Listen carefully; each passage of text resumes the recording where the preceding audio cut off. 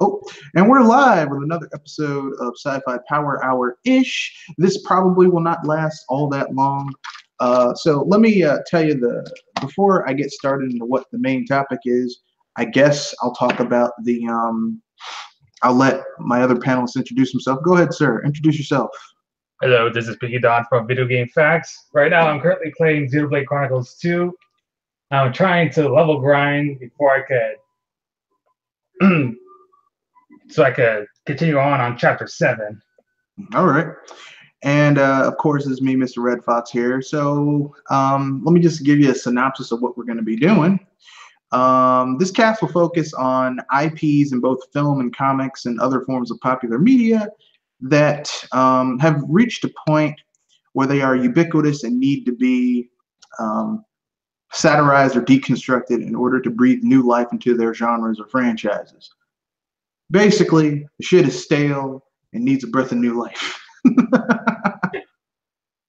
So, in layman's terms, the shit is stale. Or in other layman's terms, your shit is weak, son. So, let's get started with With today's topic. With something that's pretty damn obvious. Who here is tired of movies with zombies in them?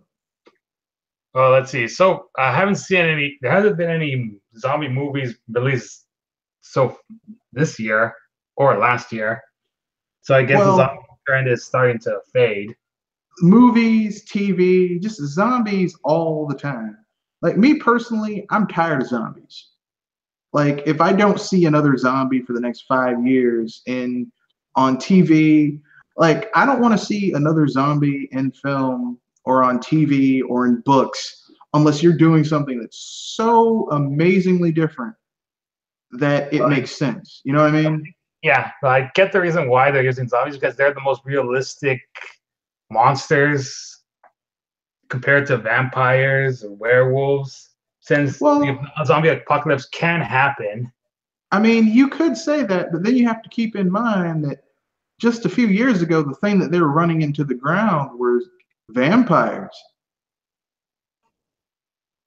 So no thanks to Twilight. Yeah, Twilight ruined it. Twilight basically ruined vampires for everybody. And werewolves. Well, not werewolves so much, but definitely vampires. Yeah, it ruined vampires for everybody. It just completely ruined vampires for every damn body. Like, I never want to see another vampire in film again after Twilight. Unless they're going to do something really cool. Like, I think what would be a cool thing to do with the character of vampires would be if they made a film where you had like Twilight-like vampires getting hunted down and murdered by the classical old school vampires. And I don't mean Dracula. I mean like Nosferatu. Yeah, like Nosferatu and Dampier, like the classic ugly, malformed, old school vampire just going around murdering these pretty sparkly mofos. I think that would be or take the Tokyo Ghoul route by having vampires being treated as like savages, just like how Africans and Native Americans used to be treated. Yeah, you could do that. I mean, I personally am going for the whole this, because I mean the thing is like in the classical way of looking at it, vampires are alpha predators. They are there to be a predator. So it makes sense that if you have a predator that preys upon human beings, that there's room for there to be the sparkly, pretty vampires. They use that to ensnare their prey. But there also needs to be the vampires that are like the old school vampires that, hide in the dark, come out at night, snatching mofos away. Have the old school vampires coming in and killing people. I think that would be a very interesting biology and vampire anatomy. Like there are different types of vampires. Well, it would make sense in the grand scheme of things of like this is a vampire. It's like, okay, well this vampire, this is like an old school vampire. So old school vampires aren't all they aren't the pretty boy vampires. Maybe you can have the second generation of vampires be like you get your Dracula, who's Dracula getting your ass, but he's not a pretty boy Edward Cullen from Twilight. Twilight. Yeah. And then you get your next gen pretty boy vampires, maybe something in between. I think that could work if handled properly. Keyword if handled properly. It's got to be handled properly. So yeah. See, I do wish that Frankenstein got a revival. A good revival? Yeah. Keyword good revival. Because there's been some shit ones like I Frankenstein. Yeah, and then there was the one with Daniel Radcliffe appeared in. Yeah, I remember that one. That one was pretty bad. It was all about Dr. Victor Frankenstein, and had nothing to do with the monster he created. The monster. I'm like, what type of bullshit is this, man? I mean, really, the monster is the most interesting part of the Frankenstein lore. And then, and then there's the upcoming bad one, which is Bride of Frankenstein. But who knows if that's going to come out due to the Dark Universe flopping. Well, I mean, it's not that I don't think they could make a really good Frankenstein film. I just don't think, are they interested in doing it right? Would people be willing to do what needs to be done in order to make it work? Right. I get you. Like, would it be a horror? Because the thing is like, these are horror characters. It needs to be scary. I mean, you can have a little bit of humor in it if you're smart with it, but it's horror. It needs to be scary. There needs to be, I need to see people die horrifically in a horror film, and as well as the sense of suspense from the scenery. I need people to die horrifically for no damn reason. Okay, I know that sounds terrible, but. Like hardcore R-rated death. Yeah. I don't mind about that. I'm not mad about that. It's a horror film. I need people to die horrifically. And I need guts. And I think it's safe to assume that there's no way to revive the mummy trend as of now due to the Tom Cruise movie flopping. No, they could do it. They would just have to, because most of these characters are public domain. You could do a mummy movie. It's just the thing is like you'd have to do something. What they tried to do, like this is prodigium and all that junk. That's where they messed up. That's where they tried to make it into something that it isn't. They should have stuck with, stuff that basically this is a horror movie. It's supposed to be scary. You're trying to make the monsters and the heroes, and that's where you messed up. Like at the most, you can make the monsters into anti-heroes, where it's like they're evil, but there's another evil that's even worse than the monsters, and they have to fight against the evil, but they're still monsters. Okay, that works. But you can't make having them die in the end after sacrificing themselves to defeat the greater evil, only to survive for a sequel hook. Yeah, I mean that works. Or I mean, basically, when you're dealing with monsters, if you want to make them into kind of sort of heroes, you got to go the Magneto route. I mean, that kind of reminds me of the Wolfman remake that happened a few years ago. That one wasn't that bad. I mean, it was kind of difficult trying to figure out what the hell Benicio del Toro was trying to say because his accent is really, really thick half the time. But aside from that, it was pretty good. The twist is like, oh, shit. Well, I mean, the movie's like over 7 years old, so, I don't have to be like, spoiler alert. The twist is that he was bitten by his father. His father was the original Wolfman, and he bit. I've seen people complain. I've seen people complain that they already found that out of like a moments before the twist was Well, released. I mean, from the beginning of the film, just how his father's taunting him and talking about it and all this stuff, it's like, you're like, wow, I didn't know. His father, like, basically you discover that his father had tried to control his transformations. That's what that room in his house in the basement was about, with the chains and stuff. But he, like, eventually the beast took him over. He began to give in to the bestial nature of the Wolfman. The problem with the Wolfman film is that it like, first of all, it was too long. It was 2 hours long. The movie should have been no longer than an hour and a half. And they tried way too hard, you know, they tried too hard to make him into this sympathetic character. It's like, if all you have to, I mean, here's the thing. If Lon Chaney Jr. back in the day, with his little shitty interpretation of the Wolfman, it's like, for Lawrence, I forgot his last name. It was Larry. He was called Larry in the original. No, his real name was Lawrence. Yeah. His nickname was Larry, but he's like, my name is Lawrence, blah, blah, blah. I forgot his last name, but it was like a really kind of an odd last name for a guy in Europe. He's like, my name is Lawrence so-and-so. You don't understand. I'm going to turn into a werewolf. Like, the dread that he has of what he's going to turn into, that's what made the Wolfman so scary, because the actual character looked kind of stupid, but with better special effects now, they made it work. But the whole dread that this man has, that he could kill the people that he loves, and that he doesn't, like, the Wolfman is a tragic person, because basically, like, he doesn't want to be a beast. He doesn't want to kill anybody. He wants to find a cure initially, and then he realizes there is, like, the woman's like, yeah, I can give you a cure, and she gives him silver, and he's like, you're gonna have to shoot yourself. Someone's gonna have to kill you. And that's a horrifying thing, but yeah,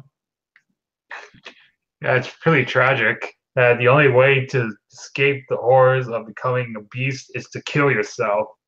And that, I mean, you could update it for a modern age where it's like, okay, there is a cure, but you have to use silver in the antidote. So they make this antidote made with silver and mercury that for a normal human would kill them, but for him, it keeps him from transforming. That would be a very interesting, and that way you could have like Lawrence, I forgot his last name, being like, you could make him into less of a tragic figure, into more of like a guy who's he's got a disease and he's treating it, But maybe you could have something happen where his stuff gets his medicine is taken away from him by somebody who did not know who he was fucking with, and he goes on a killing spree, and the Wolfman part of Lawrence destroys his medicine. So now, like, he's got to find someone to make the medicine so that he can control his transformations. That would be a very good and interesting plot line. I think that could work. It could also work as a new Dr. Jekyll and Mr. Hyde movie as well. I would go with that, except they shat the bed on that one with Russell Crowe. I'm Dr. Jekyll. No, you're not. I'm the founder of Prodigium. No, you're not. And I also like how the Wolfman remake, that the werewolf transformations only happen like every 20-something days between the gaps for the full moons. It kind of makes it more realistic. I would prefer the full moon thing. I would prefer, like, he transforms during the full moon. That's classic Wolfman. Yeah, I mean, that's what I mean. Like when during the days where a full moon's supposed to happen, that's when he turns into a wolf. Yeah, but I mean, I wanted to go back to the old school where it's at night. He's like, you wouldn't like this. Don't you know what you've done? You've doomed us all. So how what's my medicine? You could maybe have someone destroy his medicine. He's like, don't you know what you've done? You've doomed us all. So how transform as a werewolf every night then? No, no, no. Like he's like you could have him travel someplace and he's got his little container of medicine and someone destroys it because they're being a dick.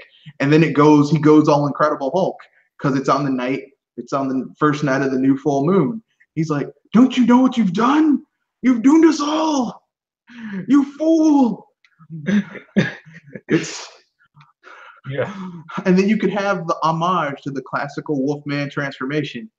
You could even do it in slow frame, kind of like, because, look, this is the history. You got to pay homage to history. You can't throw away history. People always make that mistake. They think we can do it better with better technology.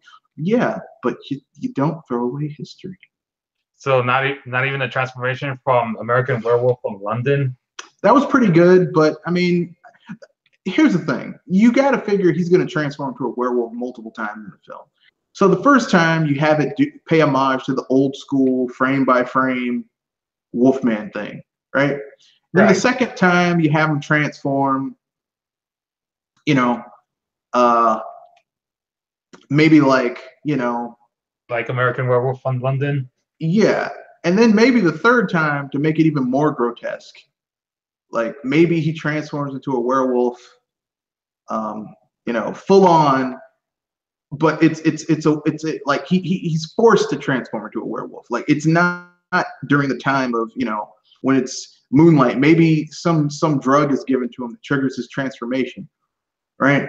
Right. Because it's not the full moon itself. It's the full moon triggers a state where he transforms, and he's been given a drug that's flooded his system with some type of hormone that forces him to transform. But it's at the wrong time, so the transformation is even more painful and vicious than usual. Maybe his hands turn into claws. He digs into his chest and rips his rib cage open, and from within his own rib cage, the transformation begins. Make it grotesque. Make it disgusting. I want to see blood and guts and pain and suffering. It's the Wolfman, damn it. Though I do wonder how is he going to survive with his open rib cage. Well, he's the Wolfman. The Wolfman has incredible healing abilities as long as it's not silver. So it would make sense that, oh shit, you fucked up. He's he's transforming. I mean, even if you try to blow him up with dynamite or kick him in the nards, he'll still heal from those wounds. Yeah, it's like Monster Squad said, Wolfman has nards. But yeah, I think they should really go with that type of film for those types of characters. Because I mean, at this point, what else can you do, really? Let's see, another IP that hasn't been used as often: Witches. Yeah, you could do Witches. I mean, I don't know how well it would be done because Witches. It's like the last good film we saw with witches in it was The Craft. Well, there is The Witch that came out I think 1 or 2 years ago. With Black Phillip the goat. Yep. Shit, Black Phillip was scarier than the witch in that damn film. That damn goat was fucking up everybody. Black Phillip was not fucking around. They need to make a sequel to that movie just about Black Phillip. Make Black Phillip into a pimp. You got my money? No? Black Phillip ain't fucking around with you. I was thinking more of movies involving the classical witches design, like green skin, black hats, broomsticks. That could work. Although, I have to say, the scariest witches I have ever seen in film were in a PG-13 film called The Witches, based on a book by Ronald Dahl. Yeah. Holy shit, that was a scary movie. That movie was terrifying. And people are like, that's PG-13. I'm like, shit. And it was based on a story by the same guy who wrote Charlie and the Chocolate Factory. Yep, and Matilda, and Charlie and the Glass Elevator, and James and the Giant Peach, and the Fantastic Mr. Fox. I mean, basically. And BFG. What?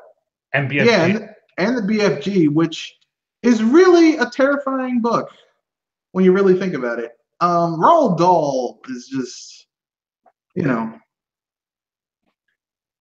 he made some pretty terrifying stuff back in the day. I mean, really messed up. So it was all in a cartoon style. Well, no, the illustrations were cartoon, but when you really thought about what was going on, it was terrifying. Like Matilda is one of the most terrifying books you'll ever read. I mean, some really messed up stuff. People being murdered for their money, parental cruelty on a level that is just horrifying. Ooh, I don't remember that in the movie adaptation. Oh no, the book, the book, Yeah. yeah, the book is horrifying. Yeah. And what you're describing me is, yeah, I can see why for what you're describing me. I mean, it's but Roald Dahl was always like that. Roald Dahl's books were just, I mean, they're horrifying. I mean, I like Roald Dahl, but Jesus Christ, his books are just, they're a nightmare to read. And his books are aimed towards children, right? Allegedly they're aimed towards children.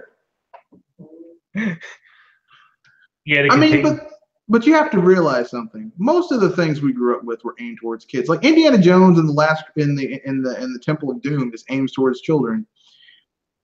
Really, they show the heart scene. There's a man who gets his heart ripped out of his chest and it lit on fire. There's a child slaver gets his turban, part of his garment, caught in a diamond crusher and a rock crusher in order to extract diamonds. And yeah, he totally gets he totally gets killed.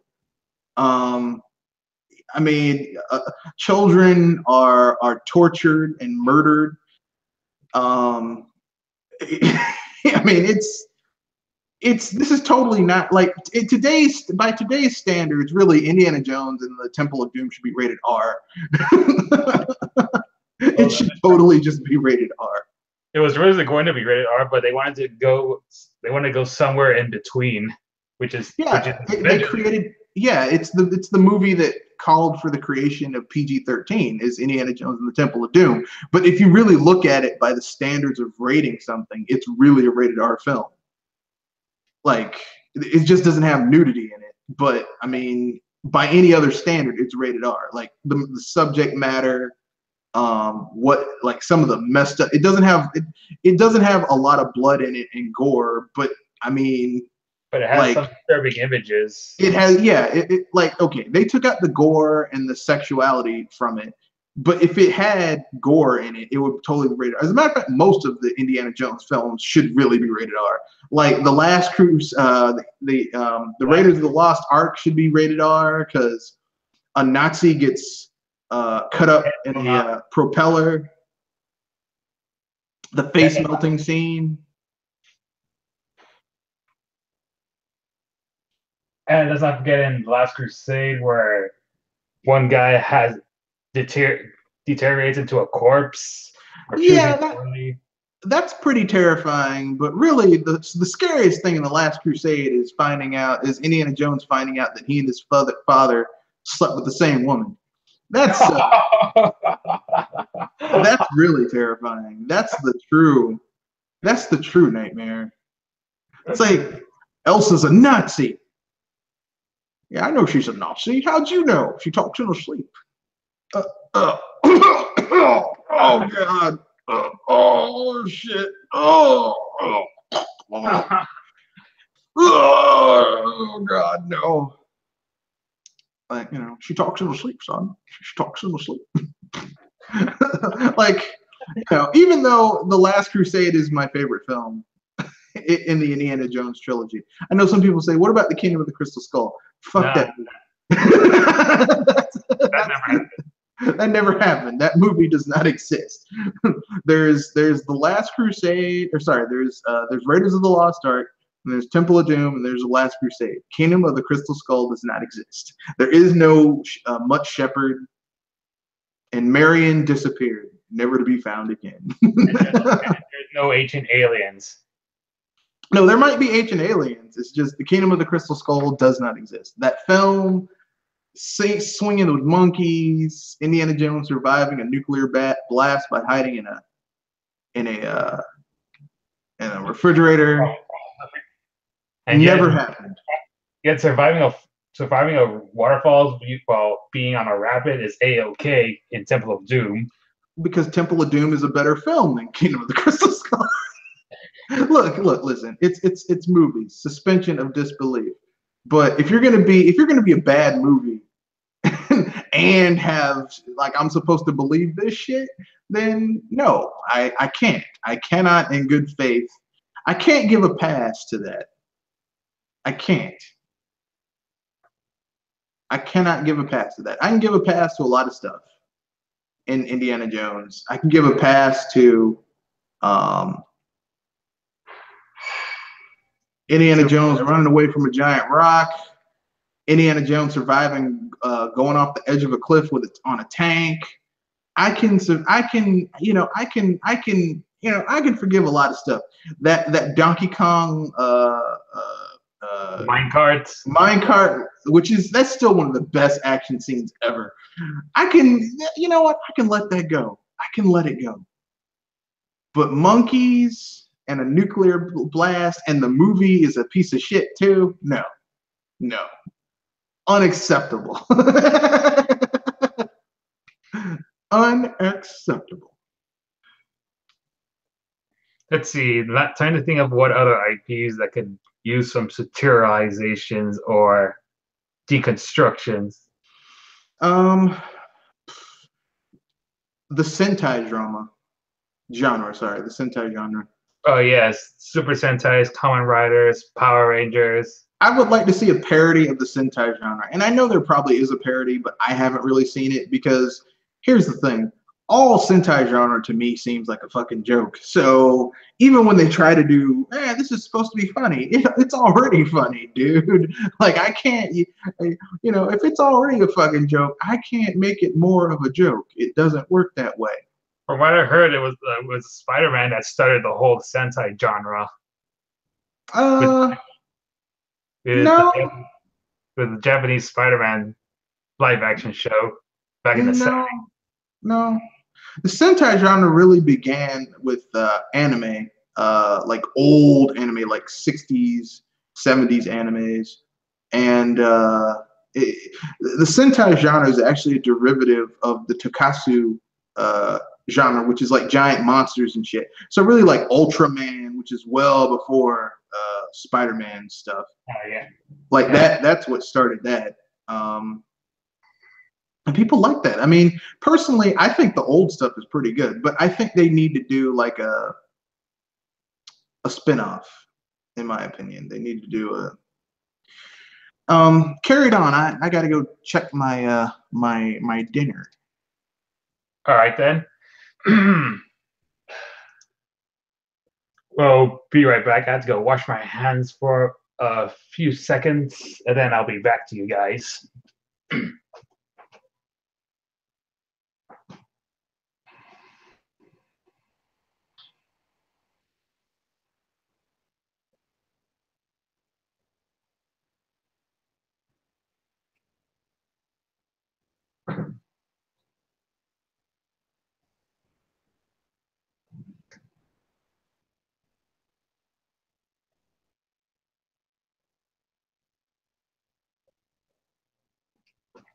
And I'm back. I just had to put on this cream for my acne problem, which is why I had to leave.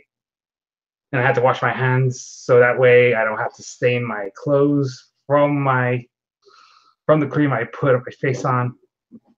So anyway, let's all think of an IP that we haven't discussed yet that could use for some deconstruction as well as satirize. I could say the superhero drama, but that's already been deconstructed through One Punch Man. So what other genre? Though it has been debated that Madoka Magica deconstructs the magical girl genre, but as I said, it's debatable.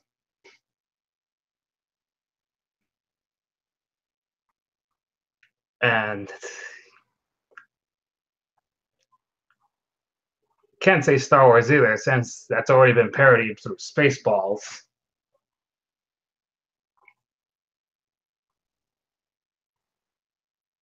So I guess maybe the fantasy genre.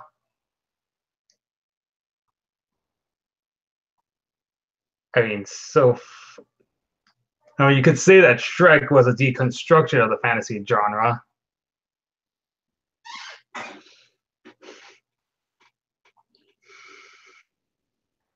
Think.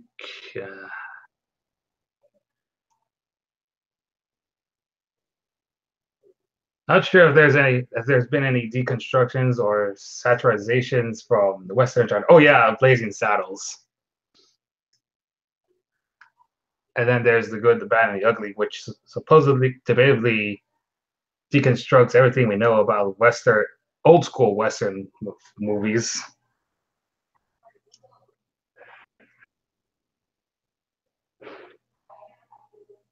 It's musical genres, maybe.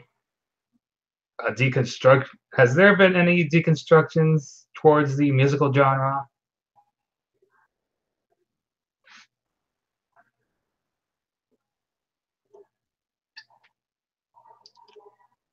And perhaps maybe, and possibly going full meta, a satirization or a deconstruction towards the comedy genre.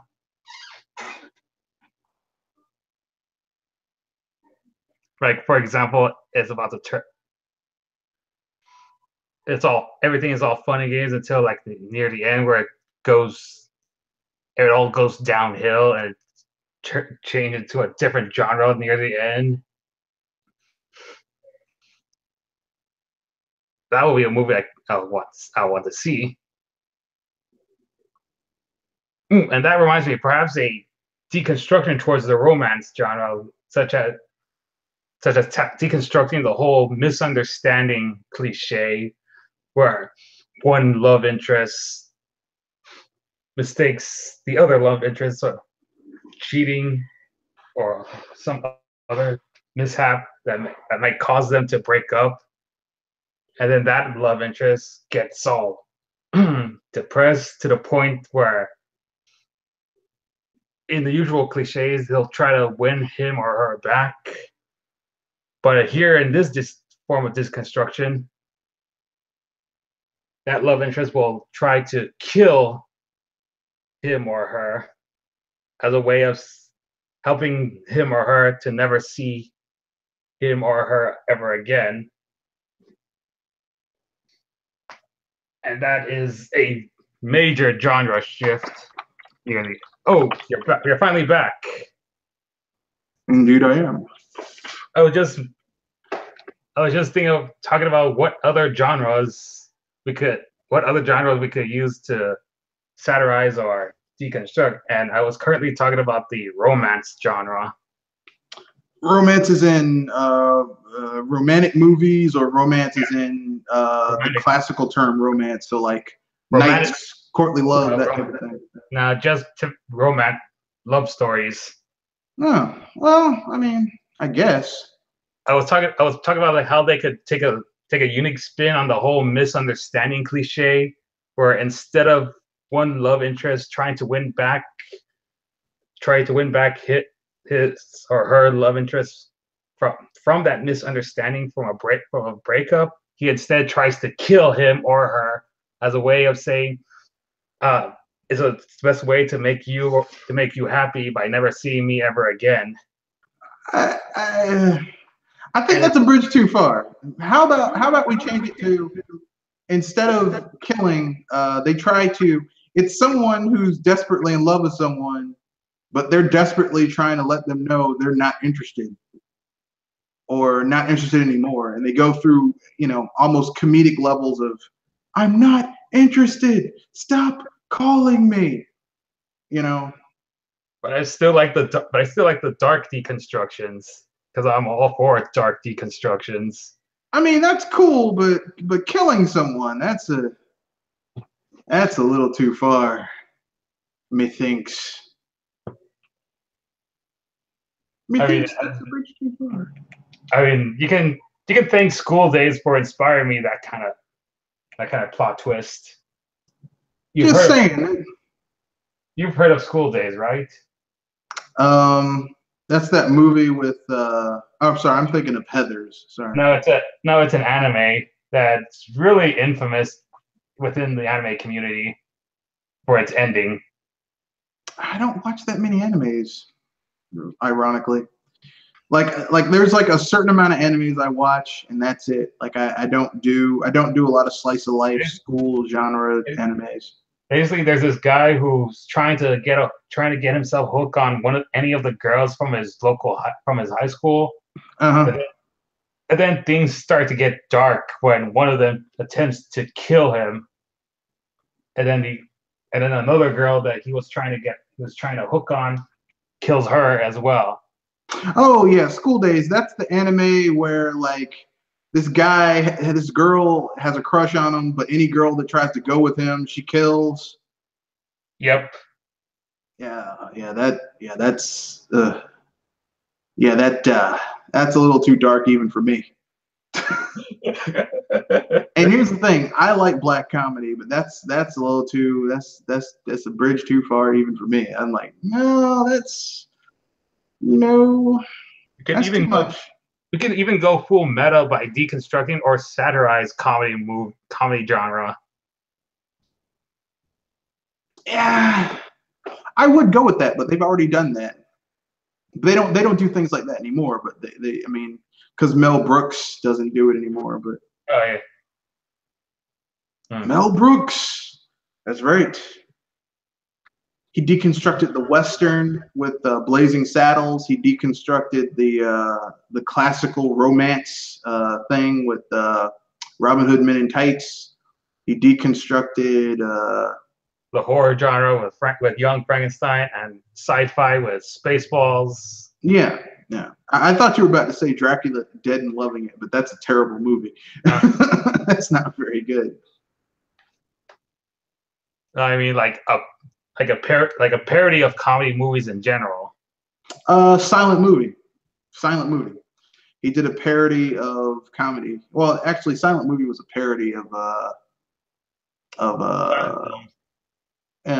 Directors. The Directors was a parody of comedy. And then I mentioned like deconstructions or satires of fantasy genre, and I mentioned Shrek being one of them. Yeah, Shrek worked. Shrek was great. I think they need to do a parody of Lord of the Rings. I haven't thought about that one before. Because I personally just don't like Lord of the Rings, and I think it needs to be skewered. People are like, it's the greatest. This is the greatest fantasy thing ever. Not really, no. Like the way I feel about it is, if Lord of the Rings is the best fantasy you've ever read, how much fantasy have you read? Not to mention that Lord of the Rings was the inspiration to many Western RPGs, such as the Witcher series. Yeah, well, not The Witcher. No, The Witcher's inspiration is European folklore, which is way darker than Lord of the Rings. European folklore is dark as balls. Actually, that's not a word. It's very dark. I mean, it is. Even the original fairy tales were dark. Yeah, like the end of Snow White has the evil queen being forced to wear burning iron slippers that have been put in a fire until they're red hot, and then being forced to wear them. Not to mention Pinocchio being an unlikable protagonist. Well, he always was an unlikable protagonist, in my opinion. But yeah, because in the first act of the story, he friggin' kills. He kills a cricket. He kills the cricket. Yeah, he kills the cricket. Yeah, he's kind of a dick in the original fairy tale. He's kind of a dick. And let's not forget teenage pregnancy on Rapunzel and Sleeping Beauty. that happens all the time. Well, which is downright, because in the original story, the prince doesn't kiss Snow White. He totally rapes her, which is kind of fucked up. It's like, oh shit. I mean, wasn't Snow White supposed to be a kid in the original story? Well, like 12 or 13, but you have to remember back then, 12 or 13, young girls at 12 or 13 were married and starting to have kids back then. Now you'd be like, what type of sick fuck are you? But back then, you know. Yeah, it was A-okay. Well, I mean, I wouldn't say it was A-okay. Back then. That's still fucked up. A 12 or 13-year-old girl having a child, that's really fucked up. But, I mean, you know, that was the culture back then. Yeah. I mean, they considered a girl, like I remember reading this fairy tale where they're like, this girl, she got married when she was 20 and she was considered an old maid. I'm like, 20 is not an old maid. Not nowadays, but you have to remember people back then died very early, very young. Like a woman would maybe, a woman would probably start having her kids when she was 13, 14 years old, and she probably would die before she was 30 because medical advancements and, yeah, not to mention dying from childbirth. Well, because people had a lot of kids. Because your kids, it was an agrarian society, and people had to have a lot of children to help out on the farm. And when you, I mean, I'm not going to go into full medical terms, but basically, if a woman has a lot of children, it destroys her body, and like that can lead to death. So, you know. Do you think the spy genre should get a satire or a deconstruction? Sure, they can do it again. I mean, they did it with the Naked Gun. Well, no, it was Spy Hard. Spy Hard. They did it with Austin Powers, the Austin Powers trilogy. It was. Oh yeah. Austin Powers trilogy. How could I forget? They could bring it back. I mean, the thing about spoofing the spy genre is that when it's done well, it works. Like that movie Spy with Melissa McCarthy. Right. That actually was pretty good. Like it was hilarious that like the real hero of the movie was the one who actually did the analysis and the field and the hard work for everybody else. Like the person who actually did the work, you know, got the accolades kind of. And like they had like Jason Statham played the spy who's like, yeah, I killed a man with a straw, you know. you know, one time I went undercover as a black guy. You know, like that's the you know, like that's the type of, you know, it's like, you know, like I mean, I think Spy was a pretty damn funny movie. I know some people didn't like it because people think Melissa McCarthy, okay, it's going to be a big fat chick and it's going to be a lot of fat person jokes. But I mean, you know, when something's done well, it can work. And there's been some really good spy genre satirizations like Spies Like Us, which was one of those Dan Aykroyd, Chevy Chase buddy movies from back in the day. Like the 80s. The 80s were a great time for comedy films because you had just good stuff like Trading Places and Beverly Hills Cop and Beverly Hills Cop 2 and The Golden Child. Not to mention how in comedy teen movies, even though the teens are played by 20-something adults, they just show topless scenes, making it A-okay since the actors are in their 20s. But nowadays that you can't do that. Well, no, they still have the topless scenes. It's just they're not teenagers. They're like it's like I'm a teenager, dude, and they ride on the school bus, dude. You're looking hard at 30, bro.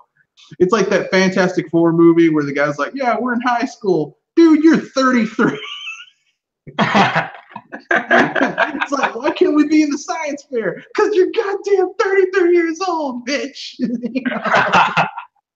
That's why you can't be in the science fair. You're 33 years old. You're an old ass man. trying to pretend like you're a young person. That's why you can't be in the science fair. Yeah, that is the terrifying thing about these films. I'm like, look, if you're gonna get young, like, okay, if you're trying to do young adult stuff, I'm not gonna get mad about it. But at least get teenagers if you're gonna do young adult. Like, don't get people that are in their 30s trying to play teenagers because it just looks ridiculous. It looks stupid, and it kind of just like with the like last year's monster trucks. You got some guy who looks like he's in the 30s and he's playing as a teenager. yeah, like that was just. That was something just we don't want to something we don't want to discuss about. And that movie was bad too. Like, here's the thing, like if you're gonna have a ridiculous premise like that, or like that movie with Steve Buscemi where he goes undercover. Not that movie. Like, he was one of the side characters, and Drew Barrymore goes undercover as a high schooler, and like Steve Buscemi has to step in. He's like, hello, fellow youth. He's got this skateboard. It's like Steve Buscemi is the most kid. Like, Steve Buscemi was born looking fucking old as shit. Like, he just has a very old face. Like, he looks old. He looks old as hell. Like Steve Buscemi looks like he was born and he just looks old. Right. Yeah. See, I also previously mentioned the Western genre that could use satirization, but then I remembered Blazing Saddles. Yeah, but they could do it again. But they kind of did. Like that Adam Sandler movie that was actually pretty good. That was on Netflix that everyone hated because it was Adam Sandler. Like, here's the thing. Look, I understand that Adam Sandler's a lot of his movies are kind of shitty, but like, you shouldn't hate on something just because it's Adam Sandler. Is what I'm saying. Keep in mind that he also has some good movies in his belt as well. No, I mean lately. Like, I don't mean like the Happy Madison. Sorry, the Billy Madison, Happy Gilmore, Wedding Singer days. Those are the ones everyone's like, yeah, that's really good. I like that movie.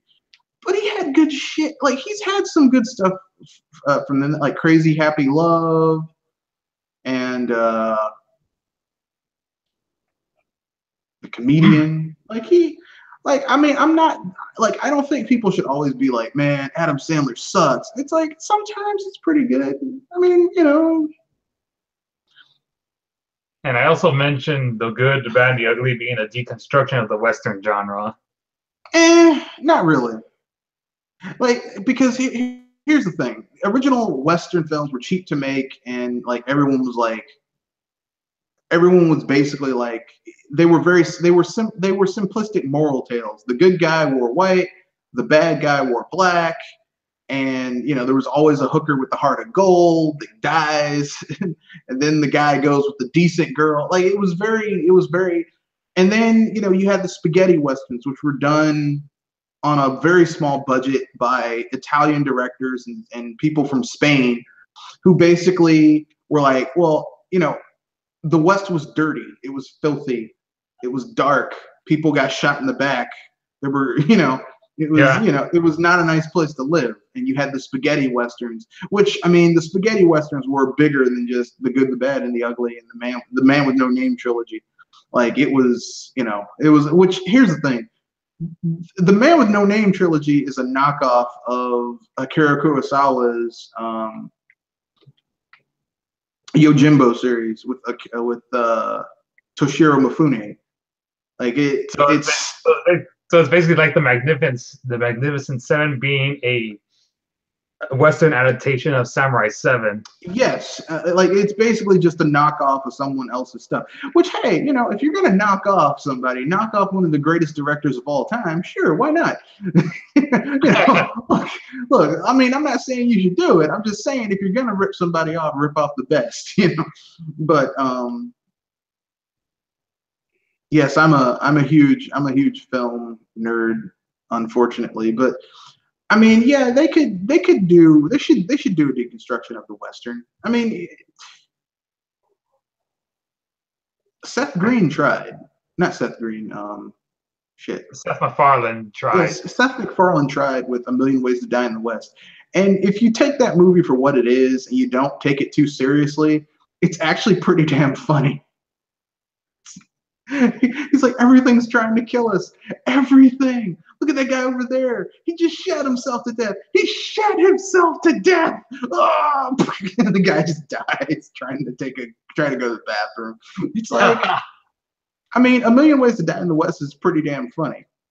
I know some people are gonna be like, I don't like it. It's like, here's the thing: people get so caught up hating on somebody, they don't appreciate their good work. And I've been guilty of it. Like, I fucking hate Zack Snyder. I think he's a hack. But I mean, I can give legitimate reasons why most of the stuff he's made is pretty shitty. At least in my opinion. Let's see. Do you think there should be a deconstruction of the adventure genre? Yeah. Yeah, but they kind of did do that. Like with like The Librarian. I haven't heard about that. It's a made-for-TV movie series starring Noah Wyle. It's basically it's basically a big kind of deconstruction of the adventure genre. And it's kind of shitty, but you know, like not everything can be award-winning, off the charts good. Sometimes stuff's a little shitty. Let's see. How about a deconstruction of the post-apocalyptic genre? I could see that because it's been done so much. It would definitely. It's about time for there to be something that skewers it. Because I mean, the genre takes itself too damn seriously. It's because of people's fears of current politics that we fear that this is what our future leads to. I think it goes further than future politics because there's always been post-apocalyptic dystopian literature, film. I mean, there's always stuff like that. Like even before politics as we know it began, there's been like, well, here's what would happen if this happened, and it's you know, it's always kind of very dystopian future type thing. Of course, when it comes to deconstruction, I was thinking like kind of like how in Splatoon it takes place in a post-apocalyptic world where humanity is all extinct because of rising sea levels, but their extinction gave rise to the Inklings and the Octarians and the jellyfish living in their former society. Yeah, humanoid fish people. Colorful, yeah, everything is all colorful rather than being dark and gritty. Well, things are colorful now. But I get what you're saying. Yeah, I mean, but I don't think that's so much a parody or a satirization of modern culture. I think that's more of like, you know, this is just how it is. Like when I think of a parody, like what if they did a parody where the world ends, like there's a post-apocalyptic scarcity, but the most valuable thing in the future isn't bottle caps, like kind of like in Fallout or anything like that. The most valuable thing in the future is toilet paper.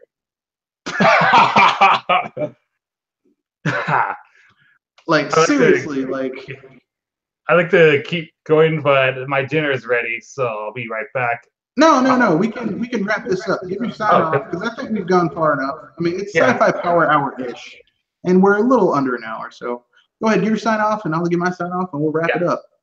So this is Piggy Don from Video Game Facts. I had to go eat dinner soon. Be sure to visit Video Game Facts on Discus, where we talk about facts and opinions on the Gamosphere. Right now, I've currently made an article on this recent discovery I found on the internet, which is these old, obscure Super Mario Brothers music records. I even mentioned Sprite to see it, and he's already liked it. All right. This is Mr. Red Fox here, owner proprietor of BS Busters, and this new show, which we're trying to get off the ground. Thank you for watching. Enjoy. Have a good weekend and good night.